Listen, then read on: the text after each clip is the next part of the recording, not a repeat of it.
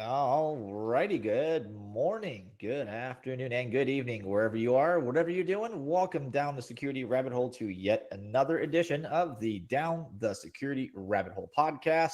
I am Raph, two squares to that Some way. side. I can't do this. I'm so bad at this. Two squares that way is James. Hey, man. How's it going? And the smiling guy in the middle, returning guest, the Mr. Cloud Security himself, uh, my favorite Canadian. Mark, how are you, buddy? I'm good. Thanks for having me on, Raph. James, I appreciate the invite. Hey, is winter over yet in Canada? It's never over. That's our new tagline. Winter's never over. Winter's coming. Yeah, it came a long time ago and never left. No, it's actually quite nice today, which is good. But four seasons. You got to live with some of them. I think that's debatable, though, right? Like anybody that says it's quite nice today when they're in Canada, like, it's 40 degrees Fahrenheit. Like, it's a good day. It's shorts. It's t-shirt weather. We're hitting the pool. Yeah, but it's all relative, right? It's absolutely all relative. So. Yeah, speaking of relative, all right. So I wanted to talk to you again because it's been a while. First off, and you have a fancy, shiny new title at a company. I think a couple of us have heard of. It's a small little outfit. You want to tell us about it? Yes, very small scale. So in January of this year, I joined Amazon. So I'm a principal with Amazon Security, and dealing a lot with AWS, but other areas of the business as well, which is interesting. It's a shift for me back from I've been in the vendor space for the last 15 years. And this is a chance to go back more into security practice, and sort of look at the day-to-day practitioner side more than the development and building side, but there's still some aspects of that as well. That sounds fun. We wanted to kind of talk through the problems that arise at very, very big scale, and my reference for that is when I used to work at GE and everybody told me, oh yeah, we've tested this in enterprise scenarios. And I'm like, your version of enterprise or mine? Right? Because they would, all the vendors be like, oh, it works with up to 10,000. I'm like, all right, so I got 1.3 million. How's this going to happen? Yeah, and that is something that's very definitive, and it's interesting because I think I was just having a conversation with another friend of mine this morning, and I said, the thing that always strikes me, especially with junior engineers and developers, they're like, we're going to build this big, it's going to be global scale, and it's like, you have 2 customers, you probably don't need to build that big, you're taking on more than you need to, but yeah, here it's sort of the flip side is because it's a global, lots of different businesses, massive scale, it's literally, okay, if it's not getting out the door, supporting hundreds of thousands of people internally, then you're probably going to have to rethink that.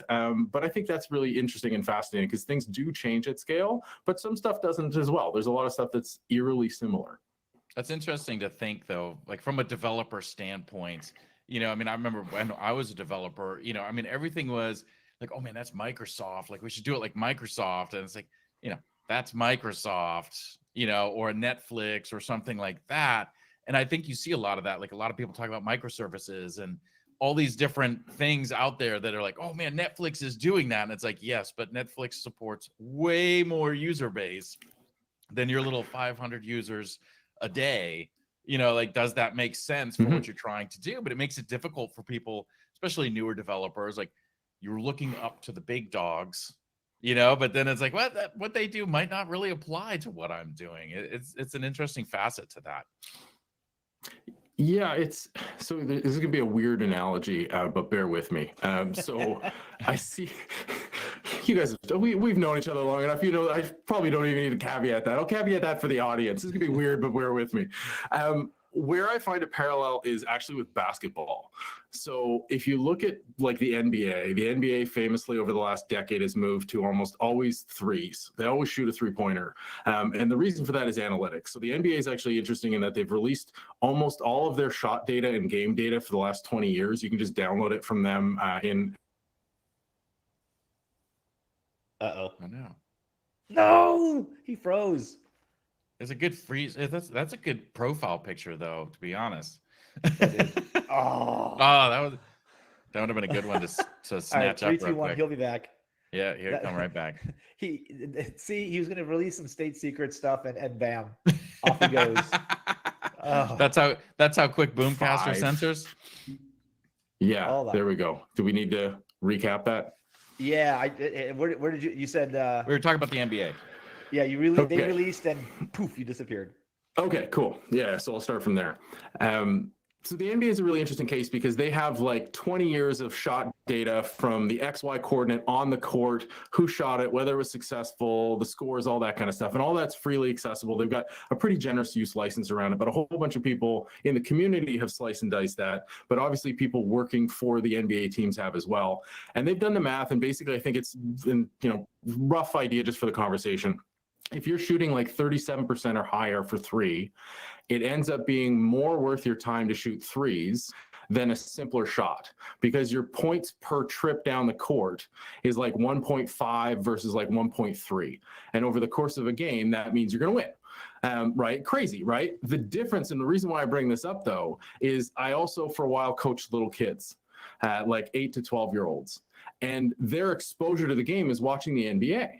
And so they're like, cool, I need to be shooting 3s. And it's like, whoa, no, guys. No, you don't. Like, you can't even get the ball from the 3-point line to the hoop. You're tiny. Like, that's just physical growth. It needs to happen. But they had seen this, the way the game is played at this really high level, and they chose to emulate that. Totally understandable, totally human.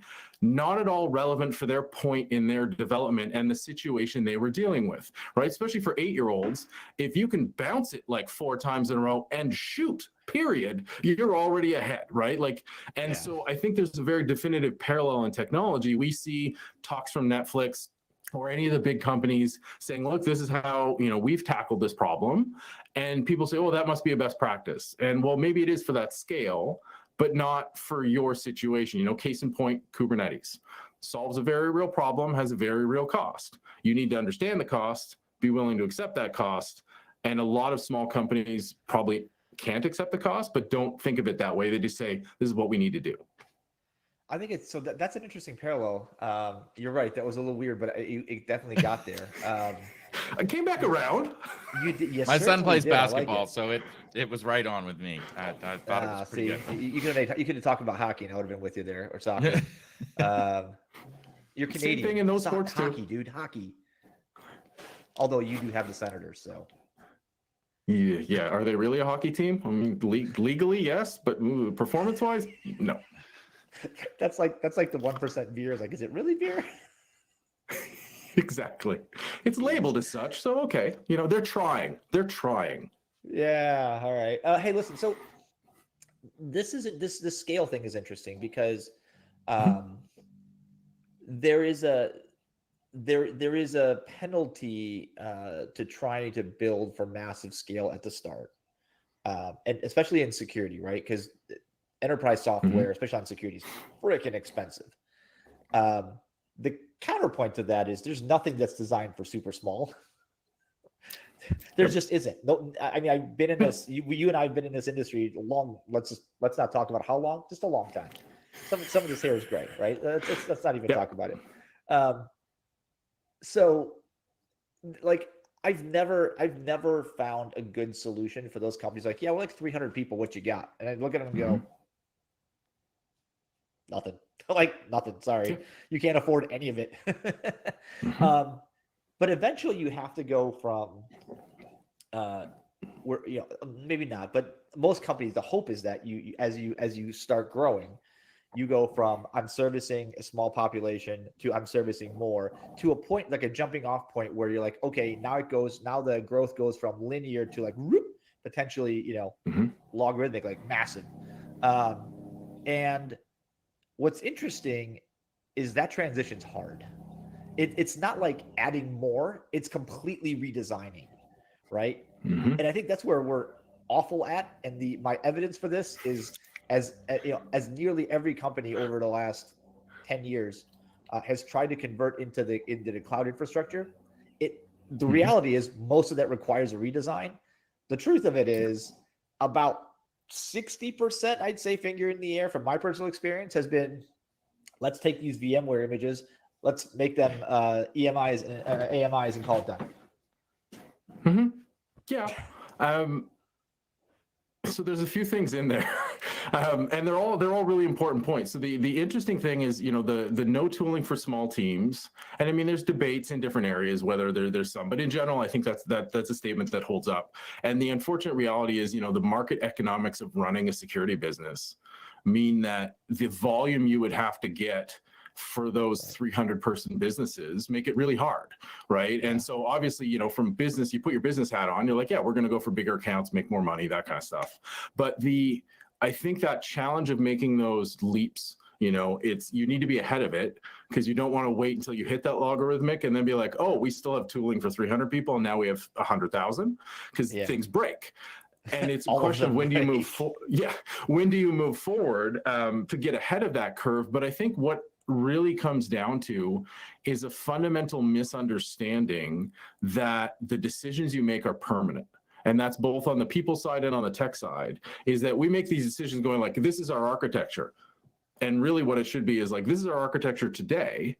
And in a couple of weeks from now, it's going to change. And it may change tiny bits, but it should be constantly changing to adjust to the situation. And that's just not how we think, because it's hard. It's really hard to think about that. But if you start to think of it as like, well, this is what we're doing today, this is what we're doing next month, it's not as massive a cliff that you hit when you hit those different steps.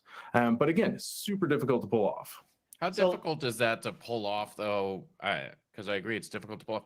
From a leadership perspective, being able to drive that, because I mean, I've been at companies before, you know, they're good sized companies and they're getting ready to cross that same barrier from just a company perspective. And it's like, great, but all the executives that we have don't have experience at that level. Like, we're swapping them out to bring in people that have that experience. Yeah. So how do you get to the point where your development teams and your infrastructure and all that stuff are being able to sort of forward look for that and say, hey, look, we might not stay this small forever. How do we prepare and see that change coming? I mean, when you were talking about it first, I'm thinking about, I mean, this is kind of like the whole, hey, you know, Windows Server is going to expire sometime. We're going to have to upgrade. And how many people wait until after end of life? And they're like, oh, we got to get past this. We have to have plans to be able to say, how are we going to migrate? As soon as we get on this, how are we going to migrate off of this? You know, we get into this, how are we going to migrate? If we get big, we're not doing it now, but if we get big, what's our change look like to be able to get there? And then add on top of that, technology is going to change in 5 years when we finally get there. So how do, you know, I can't plan for it now because what we're going to do in 5 years is completely different. 15 years ago, I didn't have AWS to go to. With my apps, I would have been still looking at on-prem. How am I going to scale this? It adds a lot. It is. and like, there's no easy answer, because also what we're missing here too is people like to have something done, right? Like, I took on the migration to move from Windows version X to X+1, and I finished that project. And I don't need to worry about that now for another couple of years, as opposed to like, no, we're constantly dealing with a moving target. And I think we've all been in the industry long enough to know that, you know, we never have enough people, we never have enough resources. So we need to finish some things. We can't just sit there and go like, well, we rolled this tooling out, now we're just sitting and waiting and growing it. So, you know, and your comment about the executives being swapped out is very interesting, because that happens very often at startup stage, right? We've got the execs who are really good at getting nothing to something, and then the ones who will take something to 10 million or 10 to 100, whatever the case may be. And when they come in at every stage, inevitably they expect the tooling for their stage to be in place, and it's rarely there. And, you know, there's no easy solution for this, but I think where it really comes down to is understanding that you're not in the business of delivering technology or even security for its own sake. And you need to disconnect the things you're building from your feeling of ownership and worth. Yes, you need to be responsible for them, but like, you can't be the Windows Server guy, right? And too many teams still are like that. And you see it, you know, Lord help you if you ever do this, but if you look on Twitter and looked at like the Node.js and whatever other JavaScript framework out there, it's like a holy war, and it shouldn't be. It's like, is this solving the problem? And at a certain point, it will no longer solve the problem, move along. But that's really hard because there's so many different factors. And so the answer is there's no easy answer. It's just a matter of understanding how people identify, how they value their own work, but making slow, small steps is how you get there. And unfortunately, you know, James, your example of Windows Server is a perfect one where people tend to, as opposed to gradually updating, they're like, we're going to update everything. You're like, Right. whoa, that's a huge project. And so they're like, it's a big project. We don't have budget. We'll push it down, we'll push it down, push it down. And it's, you know, after Microsoft's given them 5 extensions and they're still a year after that, as opposed to, here's some critical stuff. Let's update that. Let's move forward. Let's update the next bunch, blah, blah, blah. Which may lead to the whole, we always feel short on people, short on resources because we wait until last minute. And then it's like, I can't do this now because I've got all this other stuff. Had we been doing that all along, maybe we wouldn't feel so resource constrained, but everything's a last minute fire, you know, so it makes it feel much more like that. I gotta say, this is all giving me horrible flashbacks. So something I find interesting, Mark, and one of the solutions to this, solutions that we were promised was cloud computing was going to change all that. It was always going to be expansive. It was always going to be, you can always just move, just iterate, you know, always build for scale and all that. But pushing stuff into AWS or the other providers didn't magically get us there. You still had to design and engineer for this. And it's those skills that have been neglected, lacking. I don't know which, because I'm not in that world every day. But look, there's a company that I'm close to now, because I've got friends there that are they're undergoing 2 very, very painful things at the same time: a shift from data centers to cloud, and actually 3 things. At one point, they a couple of years ago, they acquired a bunch of companies. That's how you get all the clouds, including some I actually didn't even know existed. Which is an interesting one. And then now they're also doing a divestiture, a split of the company. Okay. So I can't imagine a more spicy version of hell than that. And it's very interesting and very kind of telling in how IT in general struggles by watching how security in this organization adapts, right? Because I've witnessed them try to set policy, try to implement technology, try to implement standards, and they're like, oh yeah, that'll be fine, and it's not working anymore. Like you turn around and you're like, okay, I'm going to put this brick right here. You turn around, like the brick is gone. Where did the brick go? They're like, oh yeah, we couldn't use that brick anymore because that's the wrong color. Like, okay, fine. Well, here, this one. And like, as you're turning, you see somebody go, nope, that's not good either. Like, what is happening?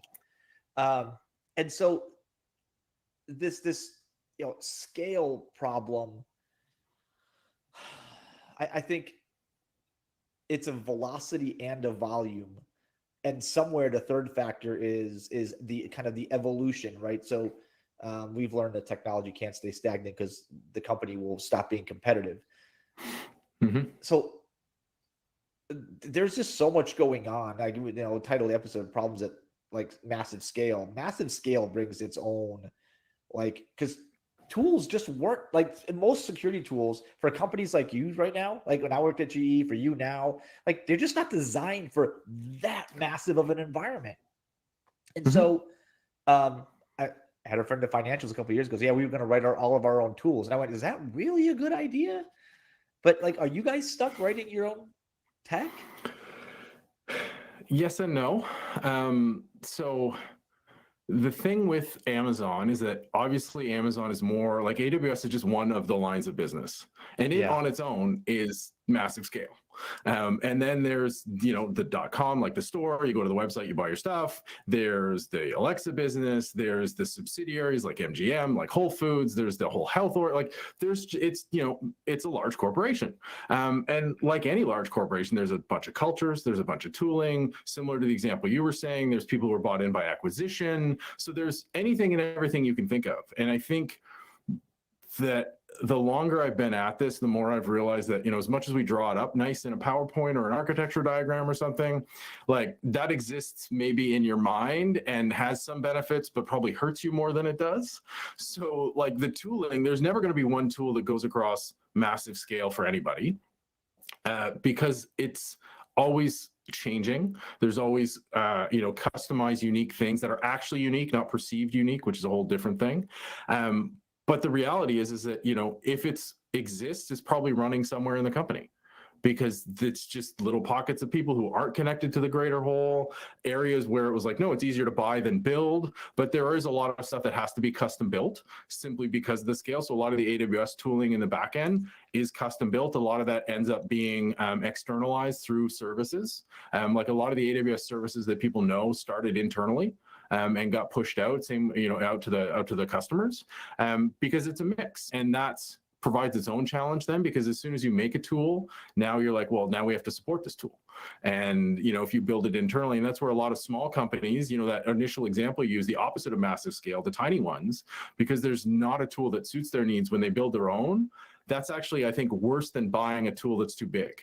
Is because at least when you bought a tool that's too big, you're spending the resource you probably have the most of, which is cash, not time for your people.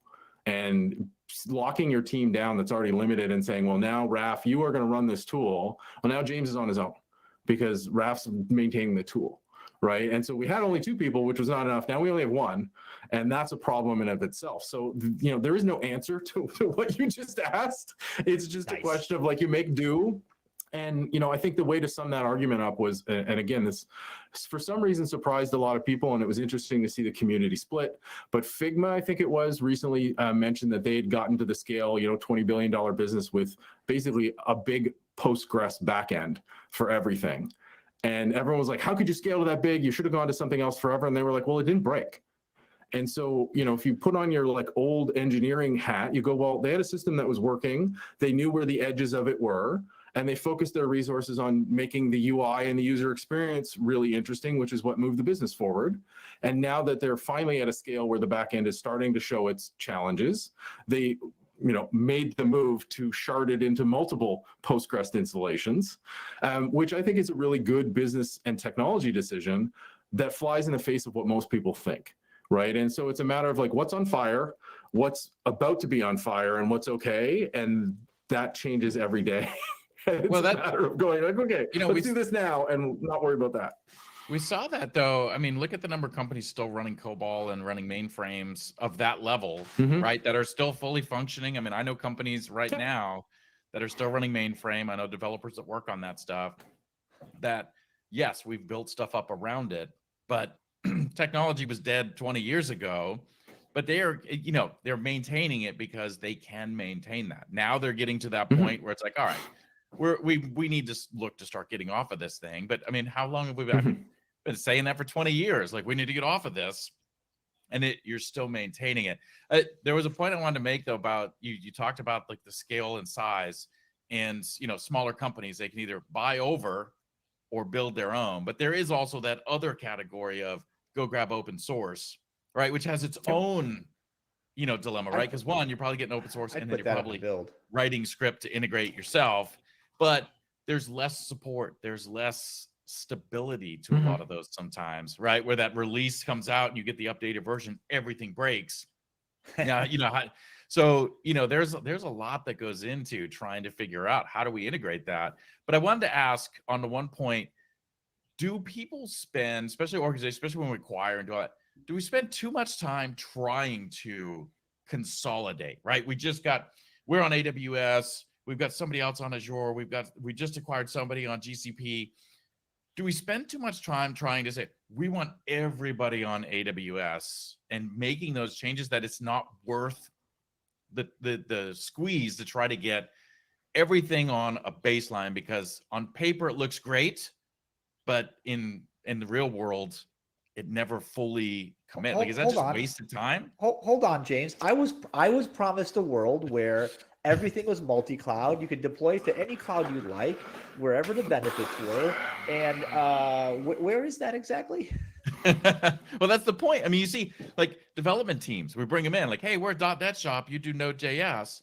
oh, we got to work to get that all. Like everybody needs to be this. Everybody needs to be on the same SDLC. Everybody needs to be following all these exact same processes and using the same tools, but Node.js works better on different tools than .NET works better, but do we spend I don't want to say spend. Do we waste too much effort trying to bring everything into one when it's like they're different things? We can be different. We just have to specialize on how do we manage that so that's doing the right thing no matter what they're doing.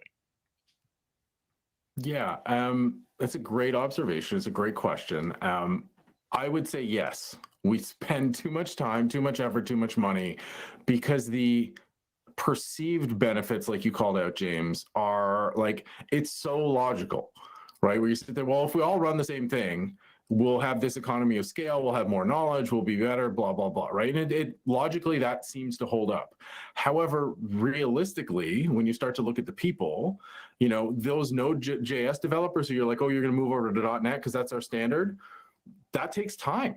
Are they comfortable with that? Like, how much are you going to lose in them moving forward? Similarly with going, okay, we're going to take this off Cloud 1 and put it on Cloud 2.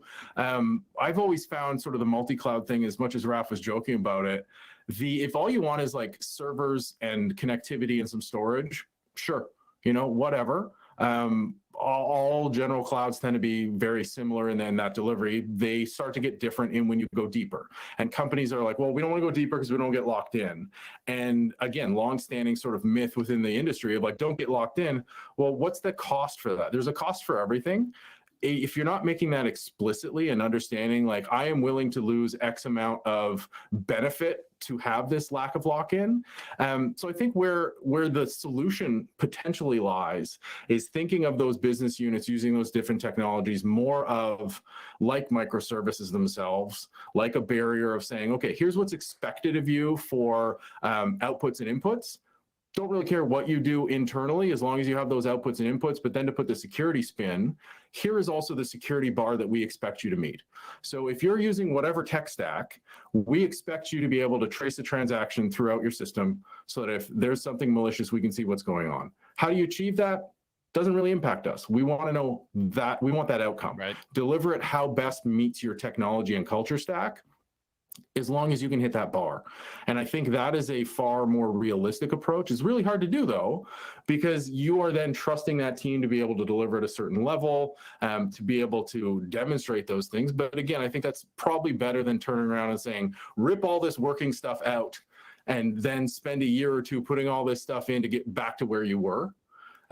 Which is worse, I think, than trying to find a realistic, here are the bars, please meet them. So wasn't that from an application perspective and why microservices was the future of everything? Like, APIs are the answer, right? As long as you can have a listener, it doesn't matter what language it's written in, doesn't matter what the backend, whether it's running on Linux or Windows or whatever. I mean, that was the idea. I feel like there's been some deviation from that, because we're not there, and I'm trying to figure out why. Any insight into that? People. It's always people. People's going to be my answer for everything. So I think it's interesting. If you were, just remove the people, we're fine. If you AI is listening. Yes. Well, great. Then it It may just be AI. for someone who looks. Yes. Well, no. If AI was here, it would look better and sound smarter. So that's fine. I still get a job for a while. I think if you remove the so people in Tether, but the fundamental challenge has been there since day one. So when you're building an app, even if it's an old school monolith, you as a developer are making decisions about how to do like functional decomposition, right? How much does one function do versus multiple functions? And then when we started getting into object-oriented, it was the same kind of thing. How do you abstract the objects out? Do you have like just object or like book and then like novel and magazine? Like, these decisions have always been there. It's just the implementation has been changing. And we've always been generally bad at those decisions. It's not new that we're bad at them, because you get people who over-rotate in both ways. They go like, my function does everything. And you're like, well, that's not maintainable. And it's like, well, it's maintainable by me. Well, that's cool. You're not alone anymore. right? Or the opposite of like, I have functions that are essentially like 2 lines of code, and you're like, that's not like, why are you doing that? Is it important enough to be its own thing? And they're like, no, but it's super like decomposed and it should be very, very flexible. And you're like, yeah, it's too flexible. It's like, a person with no skeleton. It's not useful. It's just a blob Now of it's thing. complicated and expensive. Good job. Exactly. And so now we just have that implementation when it comes to, now we're looking at, we have a multi-service architecture across multiple clouds and all this kind of, so we just increase the complexity. The same fundamental problem is there. And the answer has always been the same, is that you need to look at it for your situation with your team skills, with your business goals, because all of the answers have a cost, whether it's in time or money. What are you willing to pay? And where you see with some companies where they have a massive amount of people, they're like, great, we're okay building all our own tooling because we've got the people to do it. And where they get into trouble is when those people are no longer around or they want to do something else and the people are now constrained resource. Similarly with the cash, right? I'll just buy a tool that does it. Times get tight and you're like, I can't afford this $2 million a year bill. Now I need to build it. And you're like, well, okay, well now things have changed. You base the decision on one factor that's now a constrained resource. And again, it comes back to our initial talk. You need to be updating relatively consistently and understand what the key business is and what you're trying to move forward. And it's not technology. Technology delivers your business. And you need to make sure it's flexible enough to get to business goals, not just the technology ones. Rap, that sounds a lot like the your argument all the time of, do I have a SOC in-house or do I take a SOC out of the house, right? 100%. Like, it's exactly that same thing. And I was going to say on the microservices piece, one of the big problems or challenges I think people see with microservices is versioning, right? Like, oh, I updated a version of this endpoint. How does everybody that consumes that now, like, that's one of the biggest challenges in naming and versioning, of how we do that. And I just want to add real quick, Raf, your point about lock-in. Like everybody's afraid of locking in. Like, I don't want to get locked into this vendor, but how many times over the years, Raf, have we talked about breaches of major vendors, and it's like, nobody's going to leave that because it costs too much money to switch vendors. Really so does. We're at this dilemma of, I don't want to go deep enough to lock in, but I am deep enough that there's no way I'm leaving, unless the whole business just completely collapses, because it already cost me too much, but it's just that mental attitude of, I don't want to feel like I'm locked into that one thing, right? Because we've gone that deep, but I'm missing out on everything that's being applied there just because of in my head. And look, the reality is where I think we've all wanted to get to is this Indian enterprise, the security organization sets a policy and says, these are the guardrails. This is what you can do. This is what you can't do. This is the minimum standards you have. We don't care what endpoint tool you have, but you have to be able to do that. And that's fine and dandy. Where it gets ugly is the devil's always in the details, right? And so having been at this type of situation where the global security lead, not CISO, but security lead way back, was like, okay, every device, right? So every device that has a Windows or a Mac OS operating system has to have an endpoint tool on it. You're like, okay, at the time it was AV, so we're like, all right, cool. And so like, well, we don't care what it is as long as it has the ability to update. It has a basic firewalling capability. It can detect, block and remove, and like, cool. So we didn't have an edict that said thou shalt buy McAfee, Trend, whatever, right? And so we had all of them. And then it came down to like, hey, it's response time. Somebody's got to do something. And you're like, cool.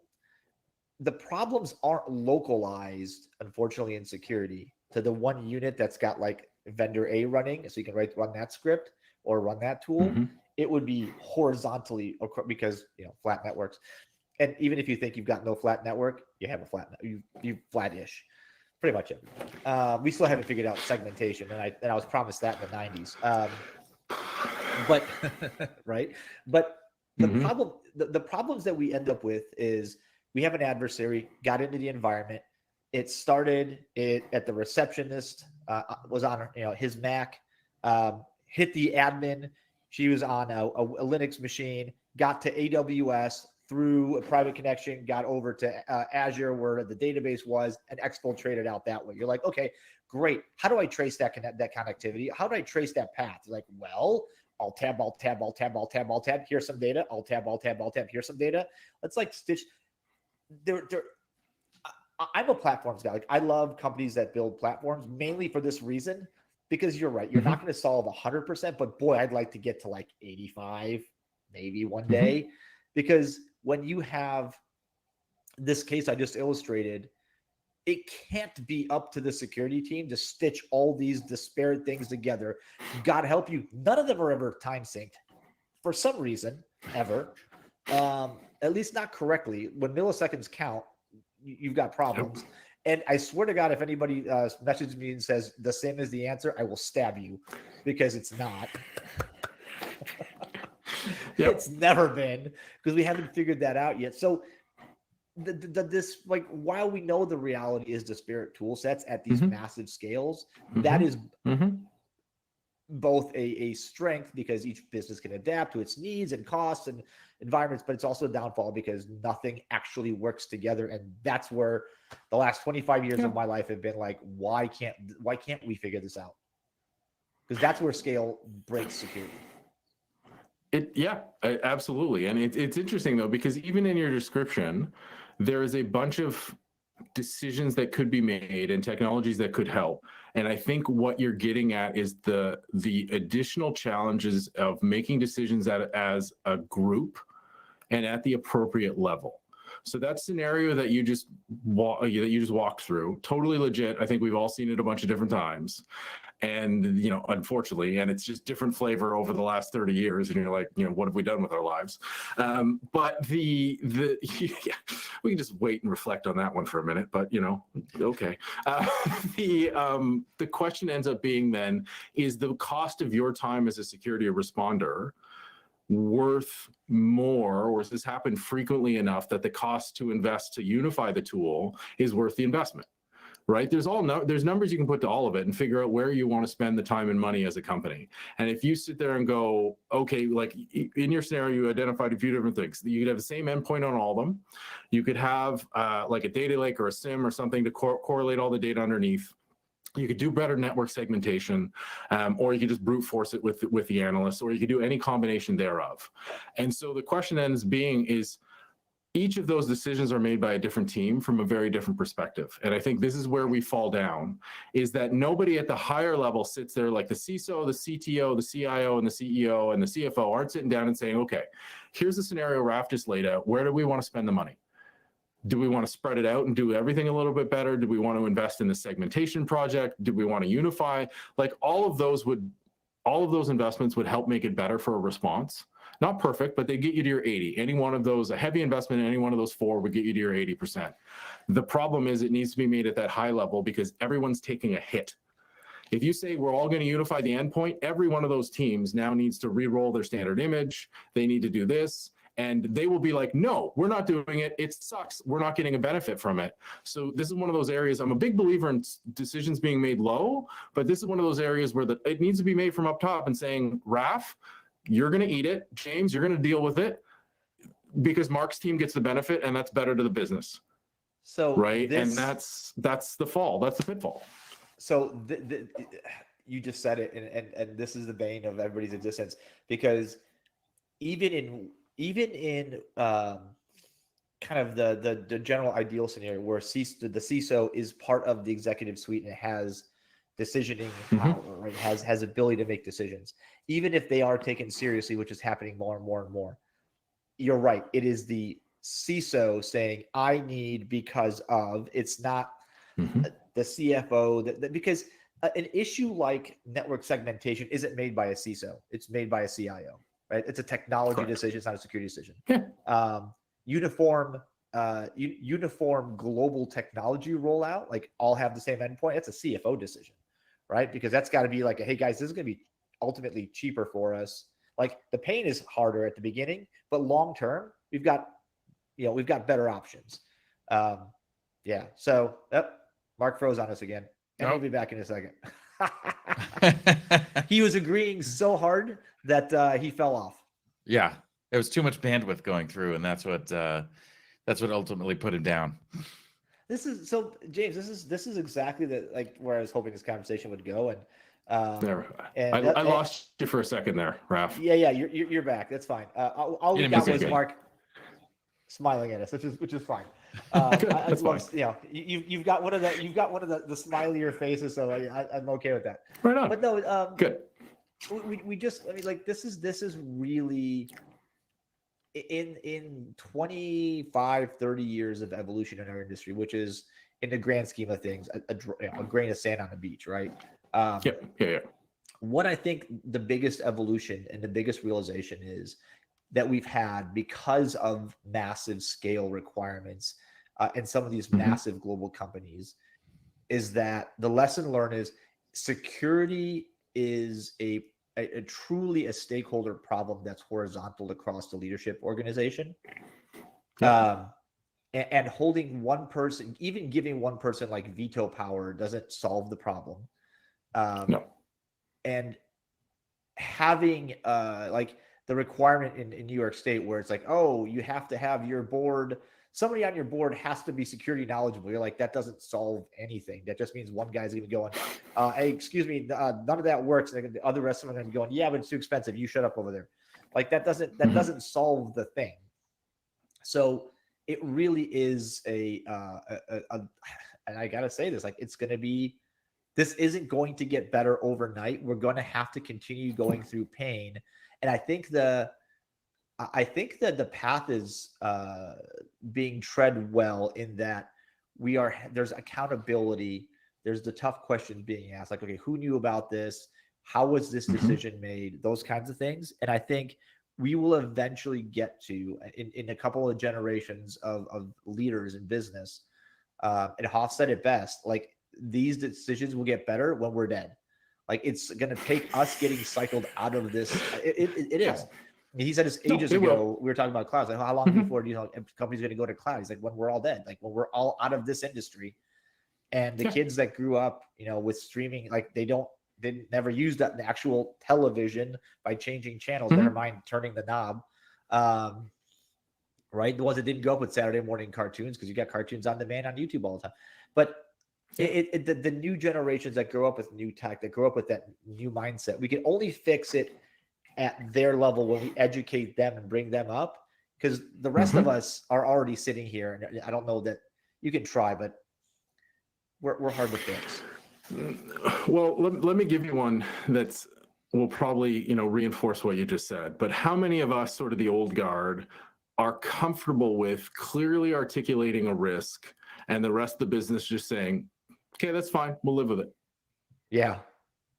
Like, objectively, we all teach that, and we say, if you've clearly laid out the risk and say, if we don't run the same endpoint across all of them, we are unable to properly respond to incidents. I need an investment of 10 million in order to do this, whatever. And the rest of the leaders are like, no, we're okay with that risk.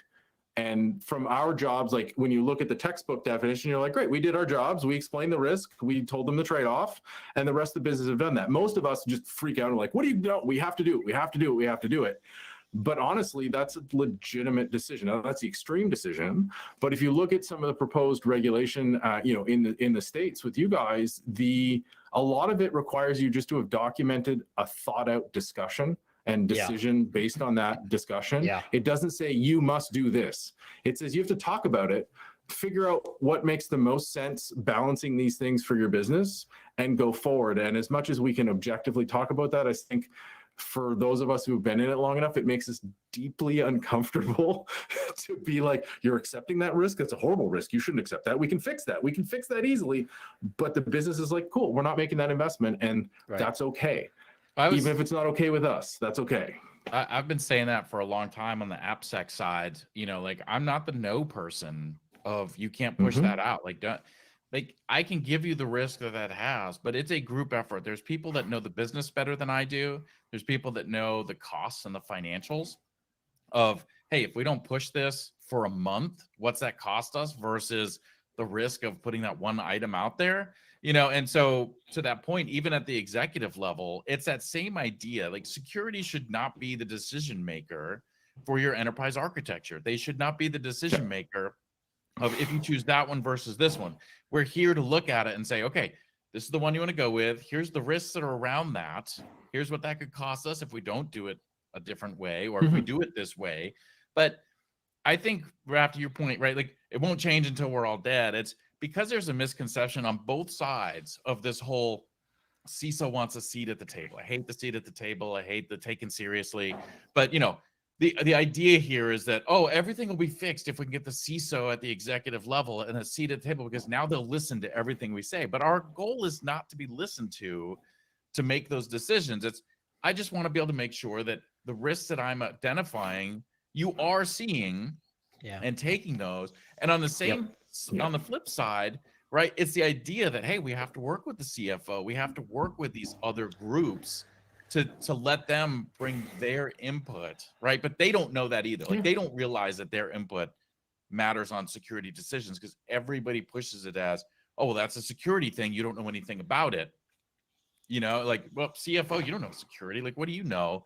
Like, they don't take all that stuff into account. So on both sides, that needs to change. And you're probably right. Until the current generation of people phase out, on both sides. Right. Yeah. I'm talking on the I think at least sides. One or two. I think at least one or two. Yeah. Well, it's interesting because, James, the way you explained it is very much the way I look at it. I always kind of think of, like, as security, I've got like a couple tickets I can use to actually get something done, because you're right. It's not our role to say, like, no, except in very extreme circumstances. Right. Same with, like, a lawyer, right? A lawyer is easier to understand, ironically. A legal counsel in your business shouldn't tell you no, except in very specific circumstances. If you are about to break a, like, criminal law, they should tell you, no, you can't do this and you should not do it. If they, the rest of the time they are saying, well, here's the risk, right? Then you evaluate that risk. Same with PR, same with HR, same with finance, right? Like, sure, you can over leverage on this thing, but you could lose all the money, and here's the impact of that. And then you need to make a decision. And so for security, it's similar, where we have boundaries of, like, you cannot run everything exposed to the internet. You need to put something in place. That's a hill you should definitely put a flag in and say, look, we're not crossing this line. But the other areas, you need to realize that, security is one of the business decision factors. It's not the decision factor. And, the parallel, to go back to the original part of the conversation with junior developers, I always evilly like watching junior devs in the first few months as they realize, like, not all bugs will get fixed. And they're like, but it's broken and we can fix it. And it's like, yeah, it's not important. They're like, but it's broken. Yes. Both those things can be true. It can be broken. It can be fixable. It also can be a third thing, not important enough to deal with. And we will move forward because there are other things that we need to focus our resources on. And obviously in a utopia, we do everything all the time. It's not where we are. So you need to make these decisions. And I think what we need to aim for to get away from we need a seat at the table, blah, blah, all that kind of stuff. We just need to get people to understand that security is a part of the decision process. And we need to make sure that we in the community are positioning it that way and providing the information to make an informed decision. What that decision is, we'll see. Depends on how well we do that job. And not everybody, there's this, I don't know, I feel like from the security side, right? There's this idea that we are experts, right? Like, hey, I'm a security person. I must be an enterprise architect. I'm an expert at it because I'm that plus security, right? But I'm not an enterprise architect. I don't know that stuff to that level that they have and how that's all going to piece together. I'm looking at it from what are the risks that this will create? I don't know full administration of how the tool works and how we're going to do this and how that's going to affect that. And I think there's too little reliance on those other teams to be able to say, look, I trust the enterprise architect. They know what they're doing. You want to do it? Let me show you the risks that are. And I had this with a dev team years ago. They were trying to architect something, and they're like, "Well, listen, if you know how you want to architect it, just tell us how to architect." I'm like, "I'm not here to be your architect, right? I'm here for you to architect it. I'm just giving you the risks so that way we can implement your architecture. That's it, Yeah. But I'm not here to architect it for you. If I want to be an architect, I'd be an architect, And that actually changed a big dynamic between how the dev team and the AppSec team worked, was because that realization of, okay, I'm not here to tell you how to do it. I want to look at how you're doing it and just say, hey, a seatbelt there would actually be really nice so we don't go flying through the window. Like, great. I love the design of the car, but I'm going to fall out. You know, like little things like that. It's not, look, you can't create the car because there's too much risk to it. There's risk to everything, you know, but getting that understanding on both sides that we're not experts on every minute detail of your side of the fence. This is our goal. And when people start understanding that, they get a lot better at collaborating, I feel. Yeah, well said. Very well said. All right, guys. I think we've run out of time like 10 minutes ago, but that's all right. This has been fun. Mark, it's great having you on the show. We got to have you back more often than like 300 episodes or something. Yeah, I appreciate it. And it's always a great conversation. And yeah, we'll do it again real soon. All right, you guys, thanks for listening. This has been yet another edition of the Down the Security Rabbit Hole podcast. Mark Nunnikhoven has been my guest, and we have meandered through a lot, but mostly around the scale of security. Anyway, Mark, thanks for your time, buddy. We'll see you again. Folks, thanks for listening. We'll catch you guys in